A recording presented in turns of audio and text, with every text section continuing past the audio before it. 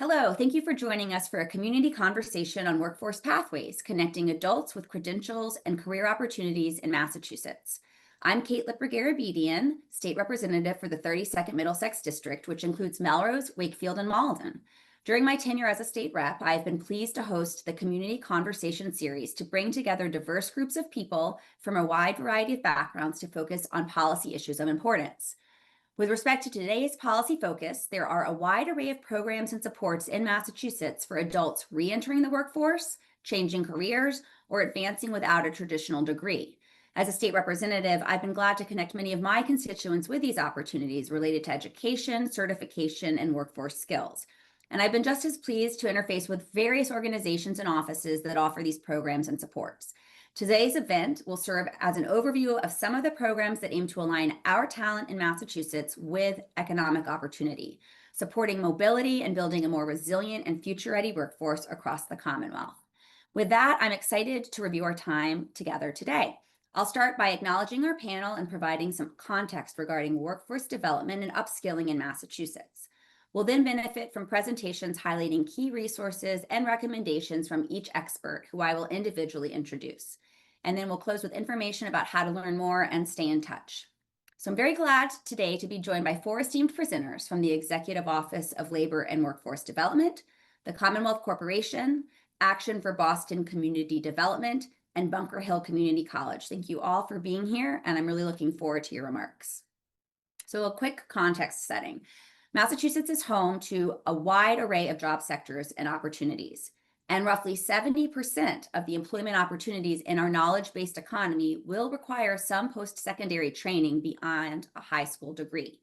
More specifically, Massachusetts ranks 49th among states in the share of jobs for workers with just a high school diploma or less, and we are third in the share of jobs requiring post-secondary education. Today, due to advancements in technology, we're witnessing profound changes in the nature of work throughout the Commonwealth. Sectors like healthcare, clean energy, life sciences, and advanced manufacturing already are experiencing talent shortages, with many employers citing difficulty finding candidates with the right skills. Our clean energy workforce alone will need to grow by 38% by 2030 to fill all the expected jobs across more than 140 occupations. While these workforce shifts bring exciting possibilities, they also call on us to act to ensure our workforce is ready to meet the moment. As of May of this year, there were more than 200,000 active job openings in Massachusetts, with roughly 400,000 underemployed individuals. So we have a large proportion of untapped talent, and it will be essential that we support our workforce with opportunities and programs to make industry transitioning, new employment, and upskilling more accessible for everyone in the Commonwealth. Throughout my tenure as a state rep, I've been glad to engage with numerous constituents, businesses, organizations, and other stakeholders concerned with these issues of building a skilled workforce. Here in my district, the 32nd Middlesex, in just the last year, I've attended the ribbon cutting of a new Mass Hire Metro North Career Center and visited a local career program watching healthcare students in action. I've been just as pleased to join the legislature in continuing to fund workforce development programs and supports. Just this week, the General Court passed the fiscal year 26 budget, now on the governor's desk for her review. I was proud that we appropriated nearly $60 million for adult basic education services, $20 million for DTA employment and training services, $9 million for career technical institutes, and $3.3 million for registered apprenticeship expansion, among other workforce development investments. And more than 6,000 bills have been filed to start this legislative session, with many focused on labor and workforce development. One bill I filed would codify in statute the Workforce Skills Cabinet, which was created in the last administration. The Workforce Skills Cabinet works to align the executive offices of education, labor and workforce development, and economic development to support a comprehensive economic growth agenda. House Bill 637 would confirm the Workforce Skills Cabinet's purpose of studying regional workforce needs and aligning programming with the state's goals around economic growth, workforce development, and universal student access to opportunities.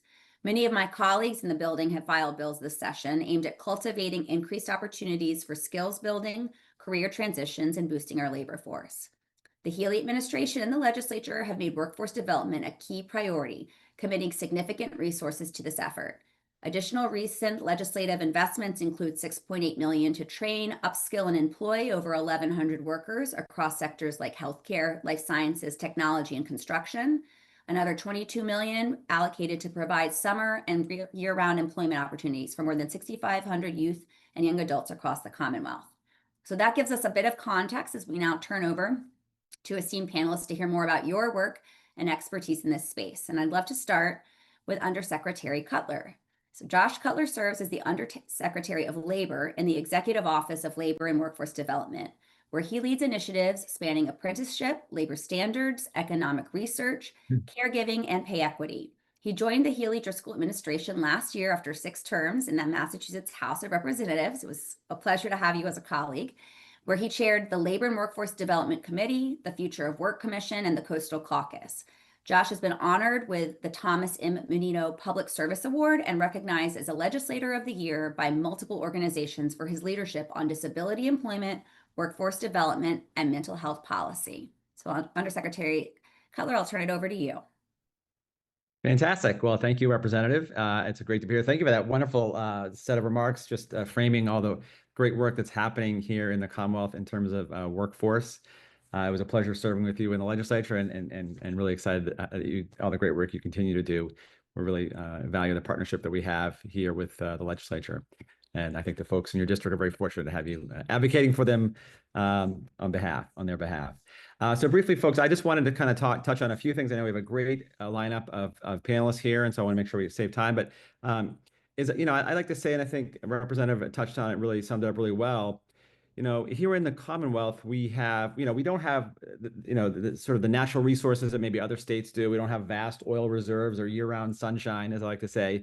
Our most important asset is our workforce. It's our skilled workforce, and investing in our workforce is what really keeps the engine that keeps our economy moving. And so the Healy Driscoll administration has really been invested in our workforce from day one, working with our friends in the legislature, Rep. Lippert-Garabedian and her colleagues, to really make those investments that we know are needed to continue to have that skilled workforce that's going to drive us forward. So I just want to kind of touch on a couple quick things and then talk about one of the topics, apprenticeship, that you recently mentioned, Representative. When we first started, the Healy Driscoll administration came out with, my boss, Secretary Lauren Jones, came out with our new, our workforce agenda, and it includes a number of pillars, which are up here on the screen. Obviously, number one, talent attraction and retention, and talent development are the first 2 ones, and really the key to what we're trying to do here in the Commonwealth. And you touched upon it in your opening remarks. Tapping into, we know there's a lot of employers that need to find skilled talent, and making sure we're giving everybody an opportunity. We're reskilling and upskilling workers, and we're attracting new talent.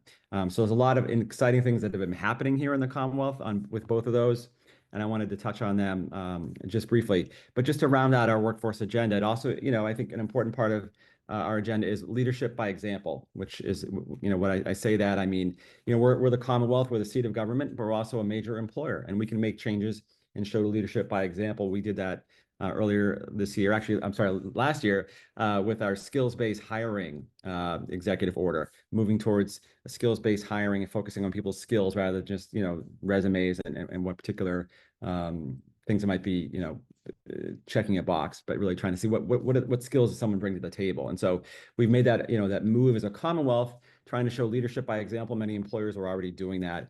So I think that's a good example of how the Commonwealth can be not just a seat of government, but really, setting an agenda. And then the last bit is just our workforce systems infrastructure. That's the sort of the boring stuff, the blocking and tackling, the database, making sure we have access to great data. I know, Representative, you've been a real champion in terms of trying to advocate for data, for stronger data to make evidence-based decision-making. Really appreciate that. So those are sort of the 4 pillars of our agenda. And if you want to, Haley, great, go to the next slide here. One of the things I wanted to talk about was apprenticeship, because it's something that, it's one of the reasons why I left the legislature and went to work for Governor Healy, Lieutenant Governor Driscoll, was we're making a big push in terms of expanding apprenticeship, and it was something that I thought was fantastic to see.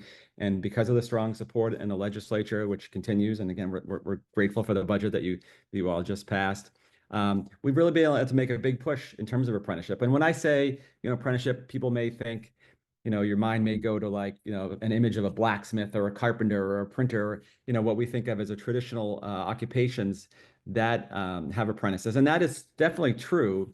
And I would say the building trades are a huge part of our apprenticeship ecosystem and a key part of it throughout the Commonwealth.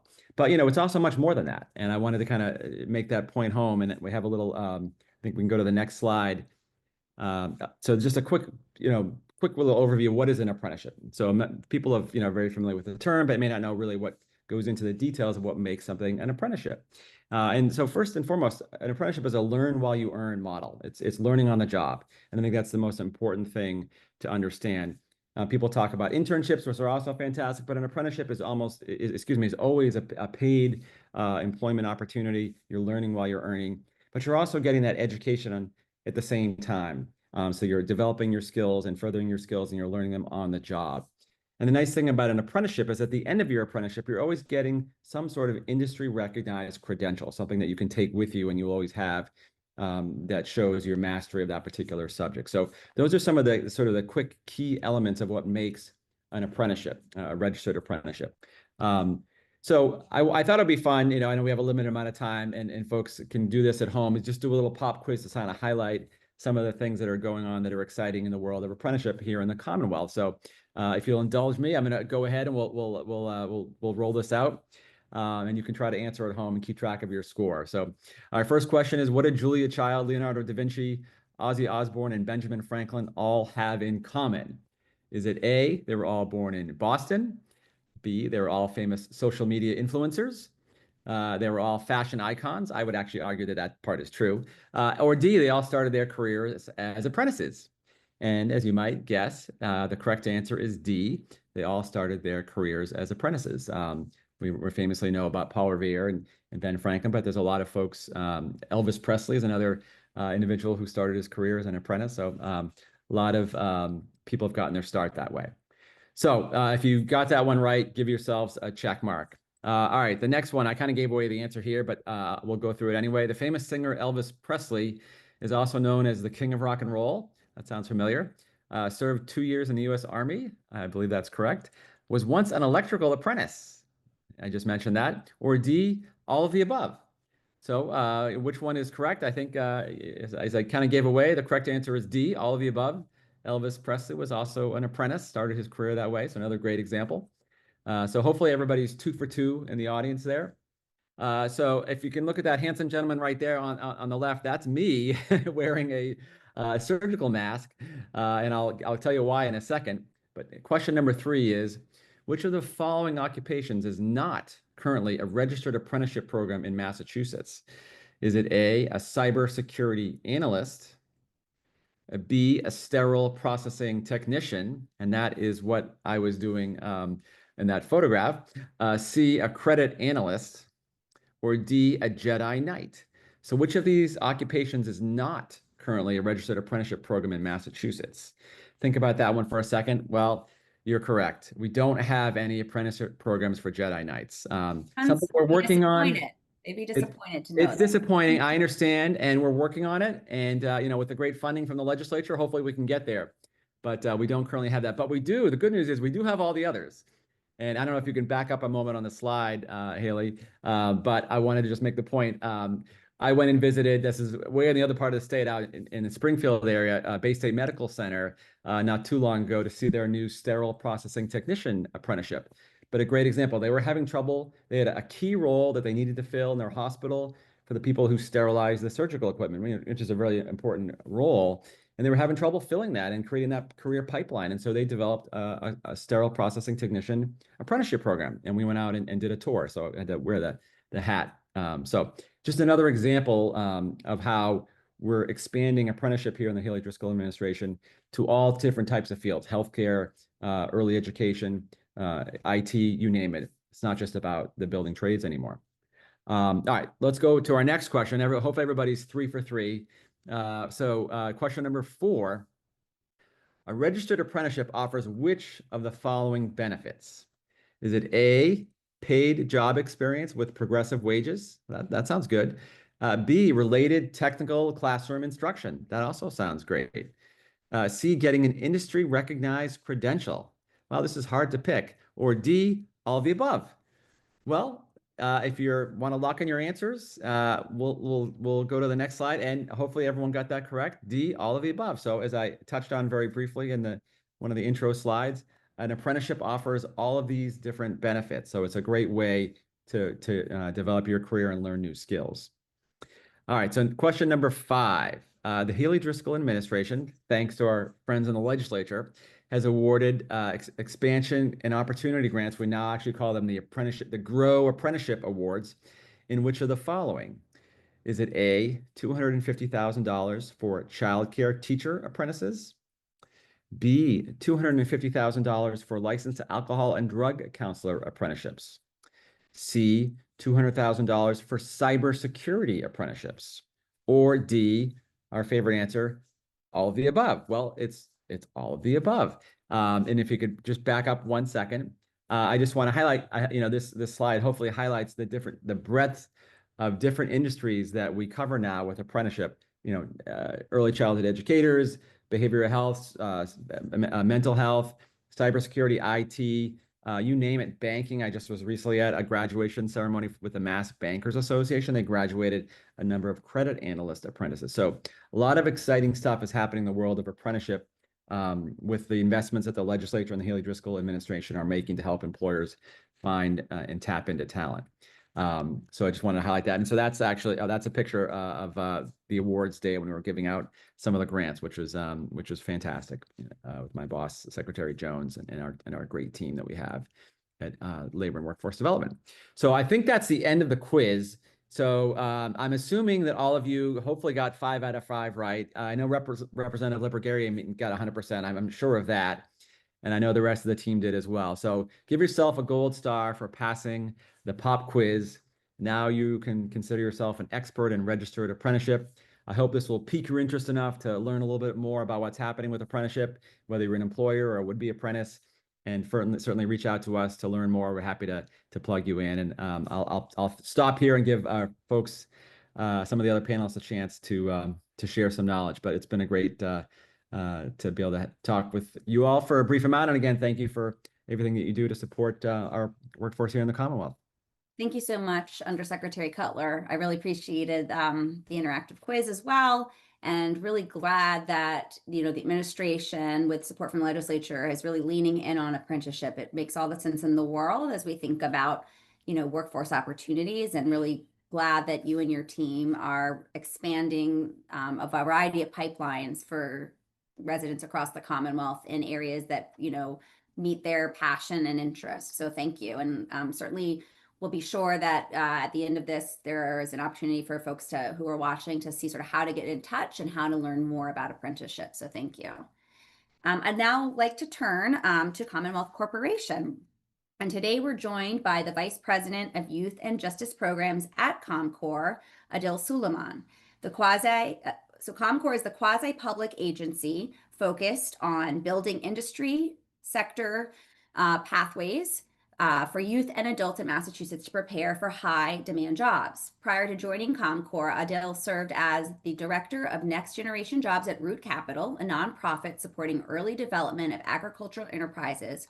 And prior to that, he worked for Europe United, equipping students with skills and success through career pathways and job training. So we're very excited to hear today more about ComCore and a variety of the initiatives that are taking place there. Thank you again for joining us.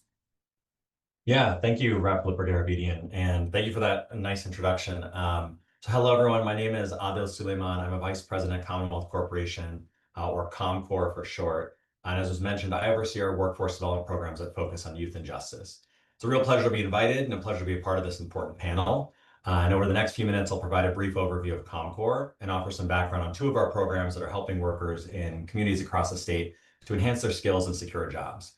One, the Career Technical Initiative, also called CTI, and the other, the Workforce Competitiveness Trust Fund, WCTF. So I'll start by providing a little background on ComCore. We're a quasi-public agency that fall under the umbrella of the state's Executive Office of Labor and Workforce Development, where I get to work with my wonderful colleague, Josh Cutler, who just presented. I don't have a quiz, so that'll be a little variation here. We enhance workforce training on behalf of the state legislature. And again, thank you for your support, Rep. Lippert-Garriott, and also the Healy Driscoll administration at large. ComCore is industry agnostic, so we support all sectors, and particularly those with acute labor shortages, such as healthcare, manufacturing, and the trades. And our programs focus on a number of critical populations, such as unemployed and underemployed adults, youth, returning citizens, young adults with disabilities, and others. And we play really key roles in workforce development for administering workforce training grants and providing technical assistance to grantees, particularly as communities of practice and as a convener. On the next slide, we talk a little bit about how the programs that we administer, the programs we administer have a broad reach, serving a large number of workers all across the state. So last year, we awarded over $130 million of grants across all of our programs, serving more than 47,000 individuals across the Commonwealth. And this goes from the Cape to Western Mass and serving all industry sectors such as construction, healthcare, IT, and others. And we really place a focus on underserved individuals, including unemployed individuals and individuals of color. To get into the Workforce Competitiveness Trust Fund, WCTF, I want to mention that it's one of ComCore's longest standing programs, with its 20th anniversary actually coming up next year. And this program awards grants to partnerships of employers, community colleges, and other organizations to train workers for in-demand jobs in their local areas. We focus on training unemployed and underemployed adults and helping them secure employment.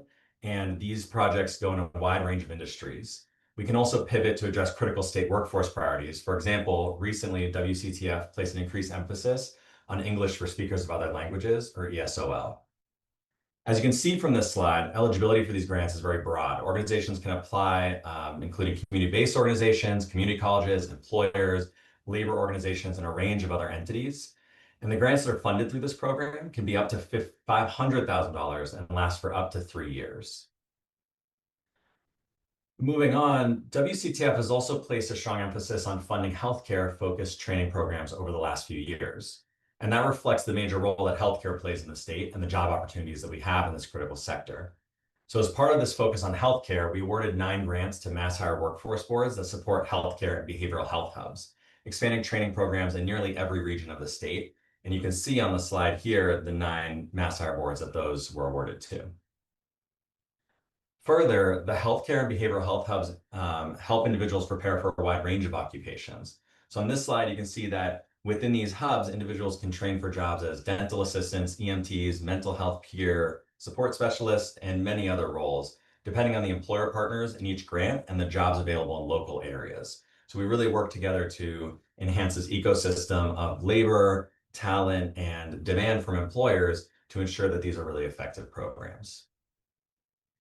So there are healthcare and behavioral health hubs in all regions of the state, and this slide is listing 2 of them, grants that are awarded to Mass Hire North Shore Workforce Board and the Boston Private Industry Council. WCTF also funds other types of healthcare-focused grants, like another recent grant that we awarded to Mass Hire North Shore Workforce Board, which is specifically to train individuals for mental health counselors and mental health specialist positions. And I think this slide, zooming in really particularly on these 3 grants, shows the broad range and also how, based on geography and job availability, these grants are being targeted. And finally, on this slide, we want to share a little bit of the impact that WCTF grants are having on individuals across the state.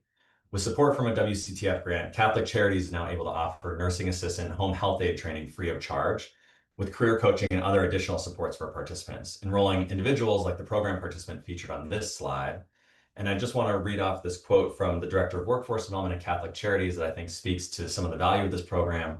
Being able to offer this training free is a game changer and allows us to change the lives of hundreds of individuals.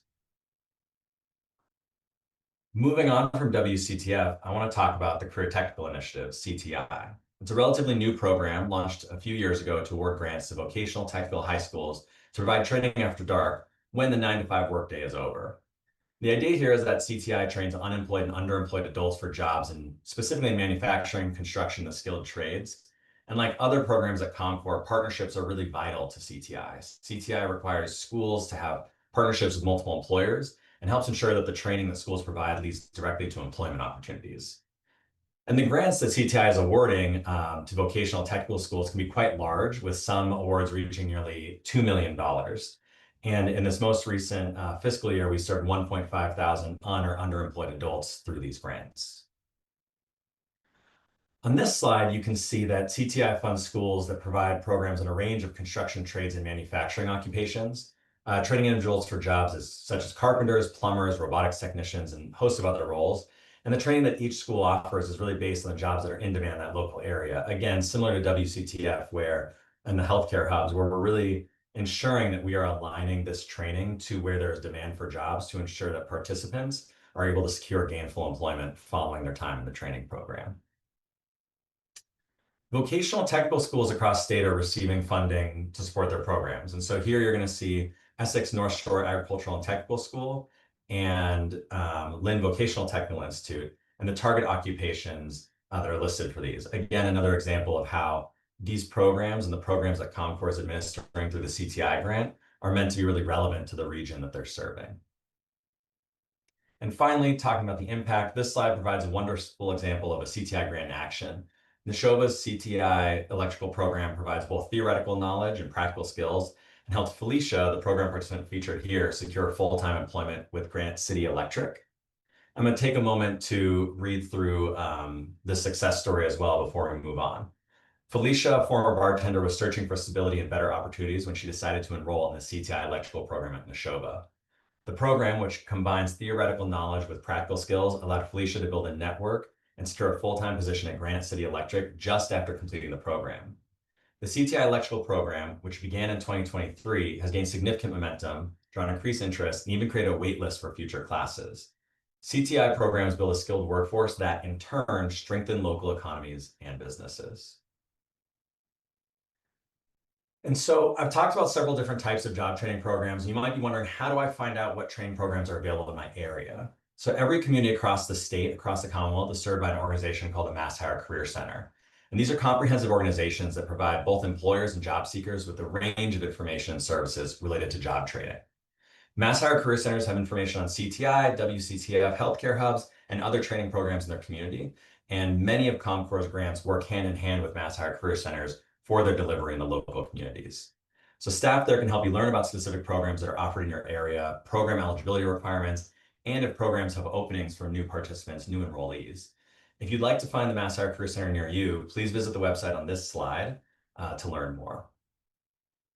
For organizations interested in pursuing a grant from CommCore through CTI, WCTF, or one of our other programs, I encourage you to visit our website or follow us on social media using the links on this page, or subscribe to our newsletters. We're on Facebook, we're on LinkedIn, we're in email inboxes.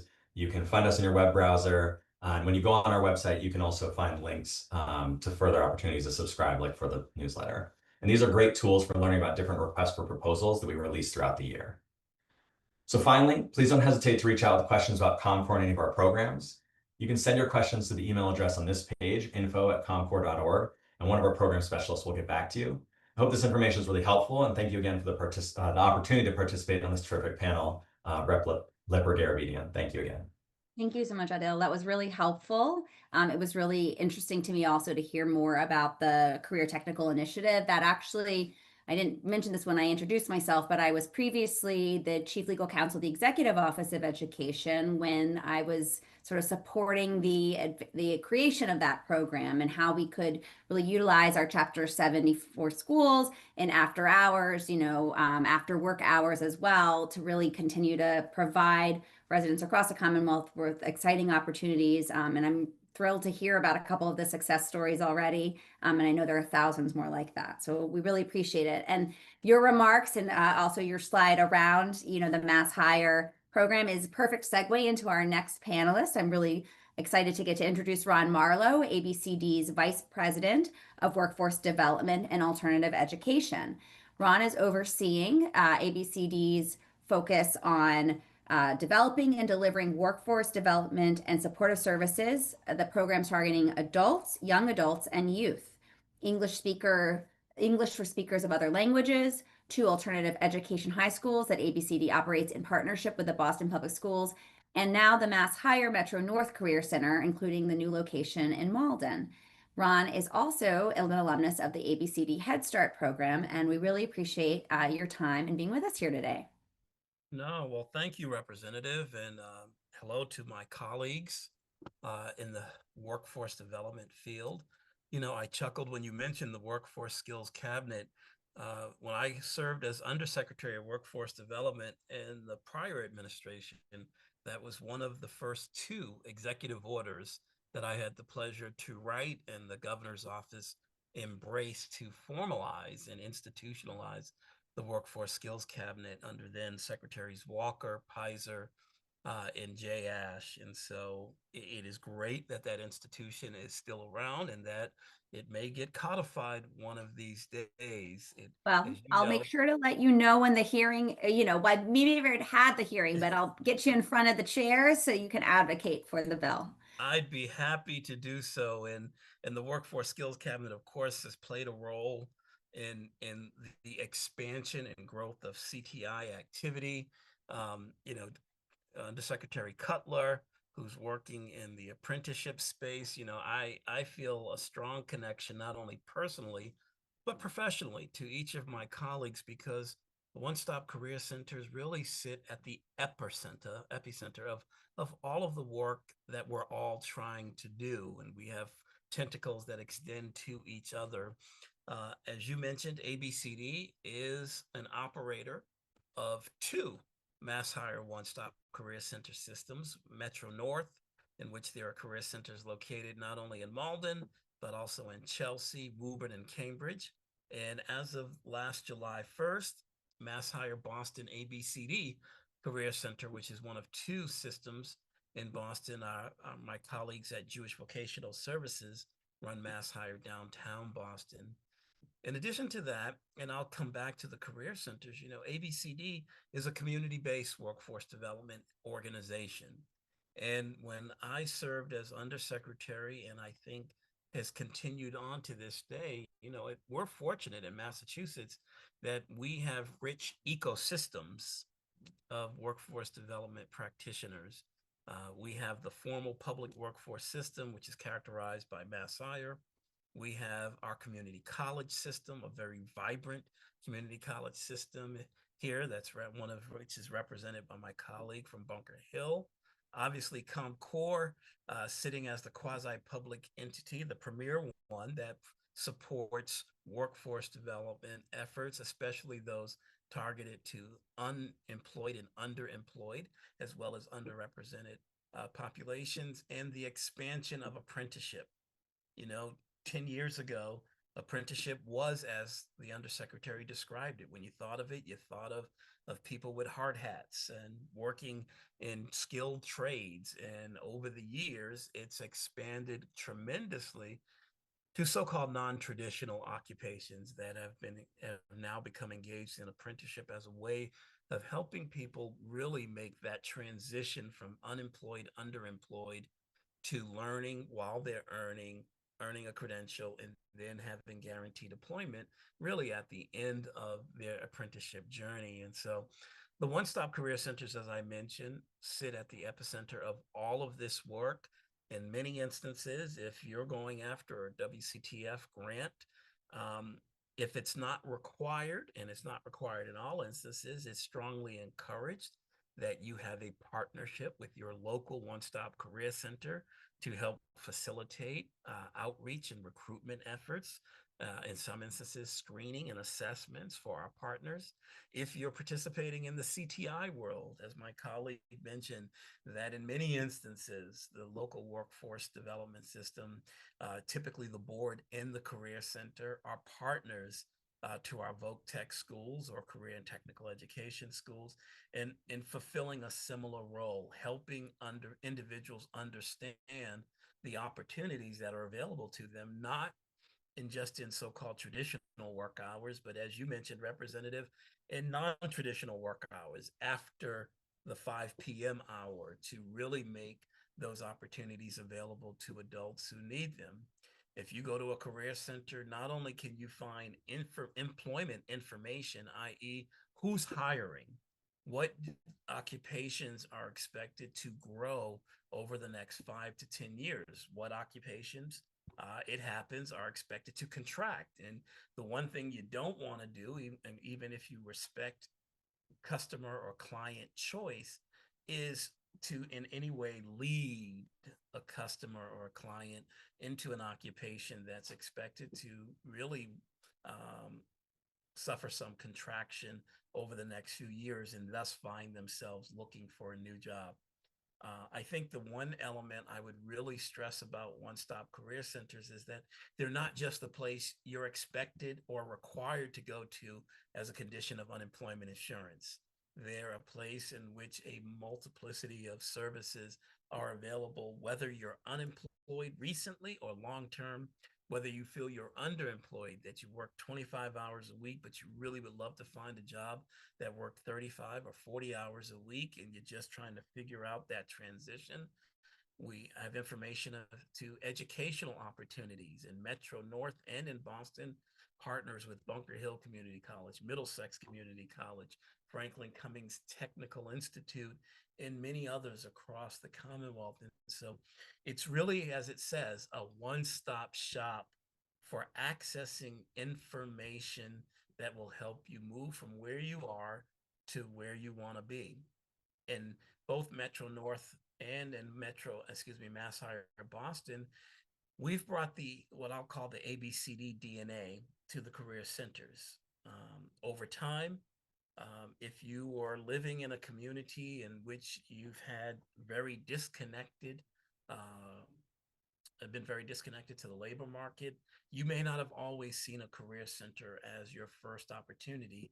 You may have turned to your local community-based organization to gain access to those job training opportunities that will get you into the labor market.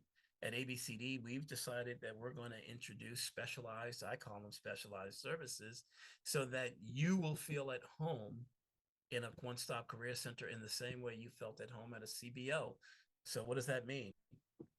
It means that the career centers we operate, we've introduced digital navigation services to really help people not only with questions of digital access. As we know, access to high quality broadband is not ubiquitous in the Commonwealth, and in some instances you can gain it, but you got to know where to turn to. So we offer information on how do you access digital tools to fulfill your needs. We also do digital literacy because, again, not everyone who can use an Android or a cell phone very well is as adept at using a laptop, Chromebook, or desktop. And so we find that people who are very adept at a cell phone or an Android sometimes struggle with the larger devices. And our digital navigation services are meant to close the gaps, if you will, in those two areas. Additionally, we offer access to support services, navigation, i.e., in many instances, those who live in low income or hard to employ communities have social support barriers that may frustrate their gaining entry in continued participation in a job training program or an educational program if they can't mitigate those support services needs. Some people call them wraparound services. We said one of the ways to build a better mousetrap, if you will, at the career centers is to have actually a support service navigation team embedded in our career centers, so that if you have those challenges, just because you come to a career center doesn't mean you have to go someplace else to figure out how to mitigate those barriers. We also operate what's called the Bridges Returning Citizen Center, a career center within a career center, if you will, that's really dedicated to helping those individuals who are matriculating from our prisons or jails and really just want an opportunity to rebuild their lives. And often employment sits as one of the top 2 or 3 issues that can frustrate that successful reentry into society. And we decided that, you know what, career centers are high volume operations. It would not be fair to ask the existing staff to not only understand the population in question, but to be able to work with them effectively. So we created a team within our career center systems to be able to assist such individuals. And last but not least, the one I'm most excited about, because it's going to be the newest launching effort, is we're going to launch what's called the Clean Energy Career Center, another career center within a career center that's designed to fulfill the promise of the statistic you mentioned earlier, representative of the great number of clean/green energy jobs that we expect to create in the Commonwealth. And sometimes employers have a hard time finding qualified job seekers. Job seekers have a hard time finding employers who are willing to hire or at least consider their candidacy. And we believe that this will be the next vanguard effort, if you will, in fulfilling the labor exchange function that is inherent in all career centers. How do we best connect employers and job seekers so that in fact we can actually build on the existing economy that we have. And we think that this is a model that will allow us to marry intelligence on both sides effectively. Look forward to hearing more about that as the next fiscal year really gets underway beyond day 2.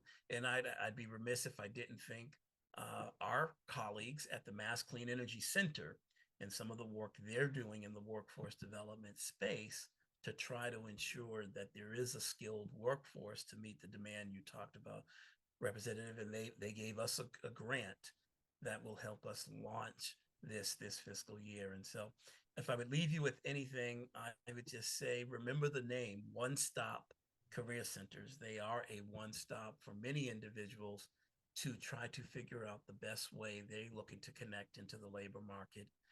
There are 29 of us across the Commonwealth, located in each region as evidenced by the map. The map does need updating, and I will talk to my friends at the Mass Higher Department of Career Services so that takes place. And I look forward to participating not only in this panel, but any other opportunities where I can help you get the word out of how people can really connect to resources to fulfill their dreams. And I would stop there. Well, thank you so much, Ron. That was quite an overview. It gives folks watching today and in the future a real sense of the comprehensive pathways that each of these career centers may offer them in terms of, where they find themselves, what kind of resources they need, what kind of career path they'd like to be on. And it's a real testament to your work and the others in this space that we're continuing to iterate and innovate even within these career centers. So appreciate your remarks very much. No, I appreciate the invitation. Absolutely. So I'm really pleased now to turn to Carla Abate, the Assistant Director of Workforce and Economic Development at Bunker Hill Community College. Throughout her career, Carla has spearheaded and managed complex initiatives. Her experience has involved roles in client services, program management, leading or participating on cross-functional teams to orchestrate implementation and business development. She previously served as a program manager for Massachusetts Association of Community Colleges, where she led the BMass competitive program, which was forging partnerships, enhancing community interests, and driving program growth, resulting in the successful execution of the association's initiatives. I also want to flag that for the second consecutive year just this week, as we passed our legislative fiscal year budget, we again fully funded the Mass Educate program, which is the Commonwealth's universal free community college program. It became law in last year's budget. It ensures that we are offering free tuition and fees for residents. In addition to that $120 million, the legislature also has proposed to include $30 million for higher education wraparound supports, including $16 million to support services for students attending the community colleges through Mass Educate. So Carla, thank you so much for joining us today. I appreciate you being here to share your remarks. Thank you so much, Representative. And we appreciate that lead in and all of the support and work that you and your colleagues have done to assist us, to assist our community within the state. What an incredible panel. I was just thinking, this panel really does talk about it really shows the echo, the atmosphere and the, ecosystem within our community. And that's something that the community college focuses on. And the next slide, I will talk further about that as some examples, kind of for those who, to give a little bit of history about Bunker Hill or just in community colleges in general. For us, this is exciting because we speak, this panel is talking about upskilling workforce. In community colleges, something that I think that it's important for people to know is that is baked into our DNA. Something that's unique about us in higher education is, we have economic and workforce development baked into our mission. We serve as a bridge between government, industry, communities to make Massachusetts residents have pathways to ensure good jobs and ensure that we are providing an economy, a mass economy that has skilled, motivated, inclusive workforce.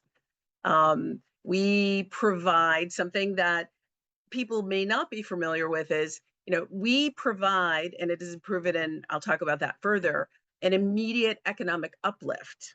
So in a 2021 Mass Inc. study, it was found that those graduating with a 2-year associate's degree from Massachusetts community colleges had earnings that were 31% higher than their peers who only completed high school. According to the study, while those obtaining a community college certificate, a credential in a specific field without a full 2-year degree saw earnings that were 26% higher than high school graduates. So study after study confirms that community colleges are worthy of investment of student time and taxpayer support. So again, we greatly appreciate all of the work with the budget, and that your continued work and acknowledging and recognizing that, and us working collaboratively in that, and to achieve our goals. Community colleges are big. We're home to just under half of the undergraduates in public higher ed in Massachusetts. More than 120,000 students across 15 institutions statewide.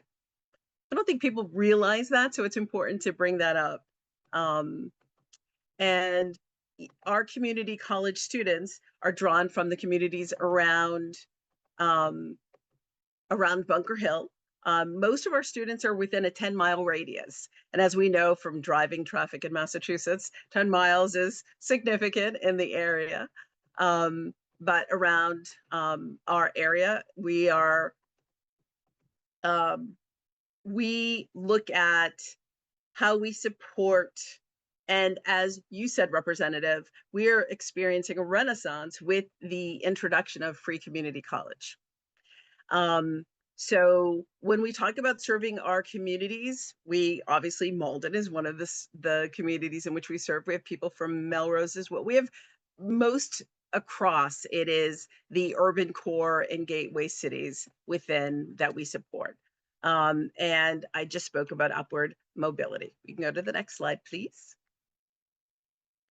So when we talk about this is again, when we were talking about the quintiles, these are things that were taken from the 2016 Harvard University Equity and Opportunity Project. So about 75% start at Bunker Hill in the bottom 2 quintiles of income, and about 30% move up to 2 or more. And this speaks to the stats that I was talking about previously.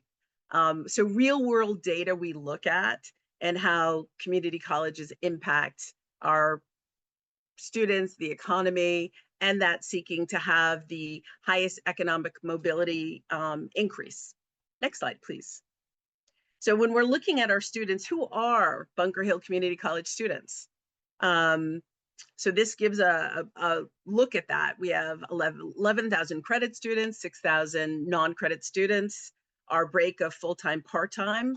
One of the things that we talk about a lot, and you'll hear our president Ettinger talk about, is that whatever path you come into community colleges, you are welcome. We are looking to serve that extensive body. So this slide here shows you that example of the makeup, which is a diverse population within our community. Next slide, please. Part of being affiliated with a community college is we have dual enrollment, which we have in high school. So people come in, they can come and be part of the college, or dual enroll. These are our partner organizations, which a lot of people aren't familiar with that. The fact that coming in, you can dual enroll in Bunker Hill and also be part of a 4-year. So our path is, we have credit programs. You can go to the next slide, please. We have our credit programs and we have workforce programs. And so just to be clear, in terms of, some people come in and they already have credits and they're looking for degree seeking programs. Some come in and they're looking at workforce certificate based programs, or to upskill. We work very closely with not just high schools and community based organizations, but also employer partners who upskill their existing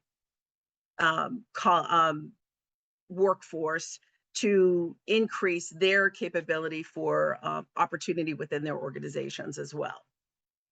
Next slide, please.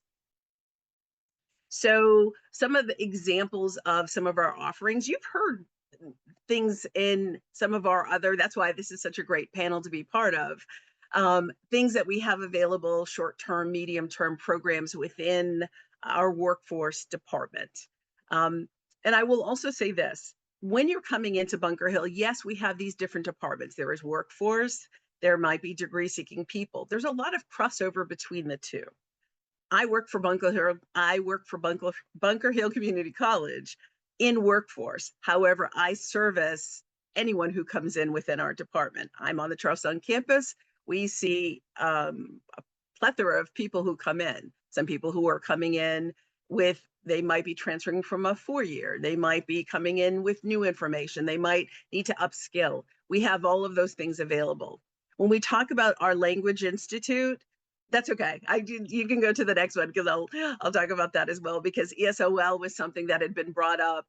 We have a vast Language Institute program.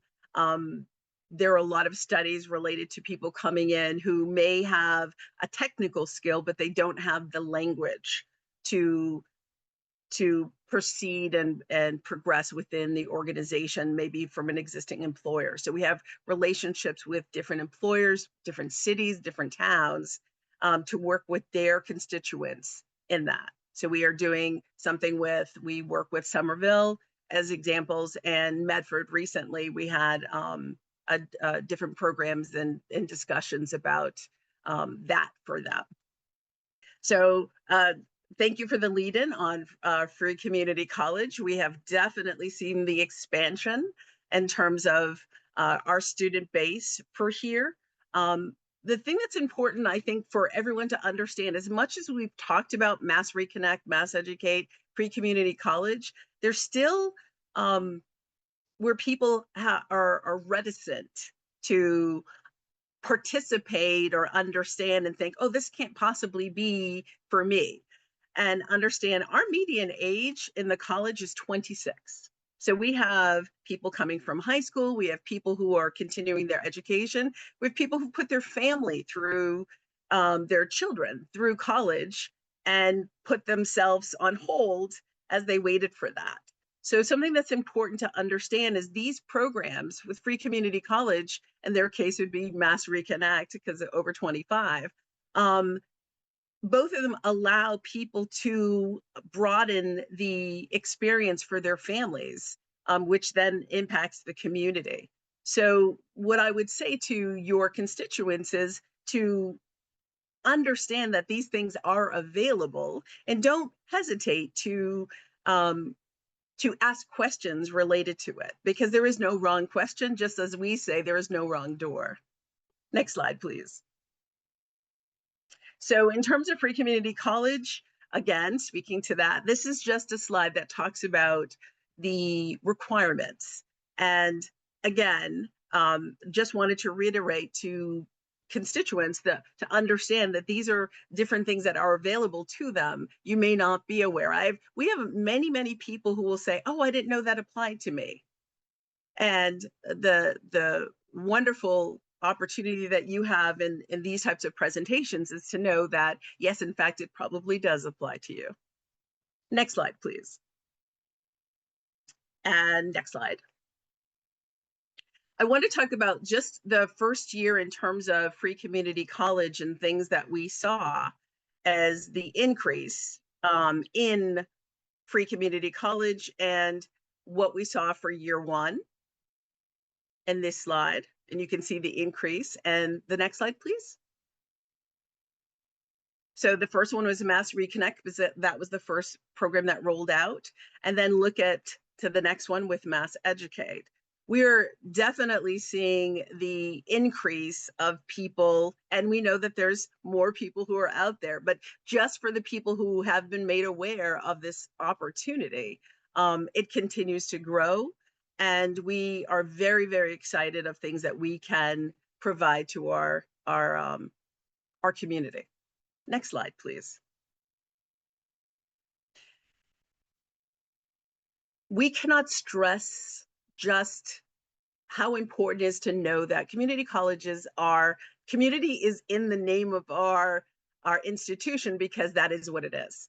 We work with community-based organizations. We work with high schools. We work with our citizens. We are an open campus for people to utilize. There's open access to our campus. It's important for us to know we look at people holistically. We have incredible services that are available to students, to people, whether they are a degree-seeking student or they are taking, they are upskilling, or they are taking a certificate-based class.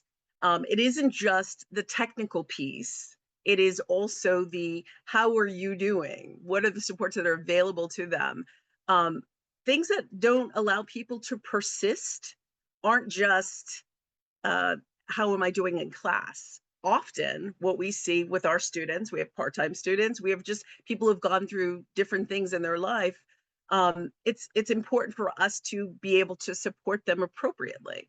And I believe that is one of the things, Representative, that you were talking about, and the awareness of that, of supporting our students. And so I want to just stress that we have, if I talk about we have a really, really innovative food pantry. Those who've seen, we always, I admit, I do show that off when people come and visit, and anyone who comes to Bunker Hill, where you have a point system monthly, and they can have their needs met in terms of different things that are available, whether it's food, like our diaper program. Those are things that you have in a program that it's important. It's part of the infrastructure of supporting our students be able to thrive. And it's something that we talk about a lot because it's needed. It isn't just simply accepting someone, they're taking classes. There's a whole component of them that we need to make sure that we address. So also, we have an open program, but some of our programs do have a competitive admission process, for example, nursing. And it's important for students to understand, and participants or future people to understand, that we're not income-based. This is available to everyone. And our workforce programs, they're throughout the year. So right now, from a college perspective, people might think, okay, kids are out of school, things are quieter. Not for us. We are year-round for things. And we're also looking, because we're getting ready, we have another summer session, and then we have our fall session. If people have questions, they can come at any time and get those needs met, and plan for the future or plan for now. Our workforce programs are ongoing. So we have a campus in Charlestown, we have a campus in Chelsea, and we also have satellite campuses as well. Next slide. So, oh, that's my last one, I'm sorry. The important thing in terms of community college, I would say, is, and it sounds hokey to say it's community, but it is community. We are there for you. This is we are your institution. We are the institution of the Commonwealth to be able to thrive and learn and grow. And we want that ongoing learning, whether whatever your circumstance is, we are available to support you. Thank you. Great.